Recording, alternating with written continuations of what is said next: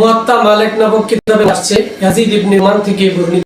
তিনি বলেন, কানান নাসু ইয়াকুমুনা আলা জামানি উমর ইবনুল খাত্তাব রাদিয়াল্লাহু তাআলা আনহু বি 23 রাকাতান। উমর রাদিয়াল্লাহু তাআলা আনহুর জামানার মধ্যে তিনি সাহাবায়ে কেরামদেরকে নিয়ে 3 রাকাত বেতরের নামাজ এবং 20 রাকাত তারাবির নামাজ পড়েছে। এই হাদিস থেকে আমরা 20 রাকাত তারাবির নামাজের একটি দলিল পেয়েছি। তিরমিজি শরীফের 166 নম্বর পৃষ্ঠার মধ্যে আসছে, অধিকাংশ মানুষ তার মধ্য থেকে আলী রাদিয়াল্লাহু তাআলা আনহু, উমর রাদিয়াল্লাহু তাআলা আনহু সহ অন্যান্য জলিল কদর সাহাবায়ে কেরাম 20 রাকাত তারাবির নামাজ পড়েছেন।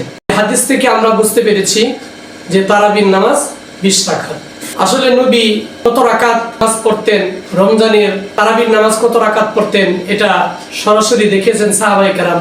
সমস্ত সাহাবায়ে কেরামই 20 রাকাত তারাবির নামাজ পড়েছেন। কোন সাহাবী থেকে বর্ণিত নেই যে 8 রাকাত তারাবি রাসূল পড়েছেন। এমনকি উমর রাদিয়াল্লাহু তাআলা আনহু মসজিদে নববীতে সমস্ত সাহাবায়ে কেরামকে নিয়ে 20 রাকাত তারাবির নামাজ পড়েছেন। সমস্ত সাহাবায়ে কেরাম উমর রাদিয়াল্লাহু তাআলা আনহুর সাথে মসজিদে নববীর মধ্যে 20 রাকাত তারাবির নামাজ জামাতবদ্ধ হয়ে আদায় করেছেন।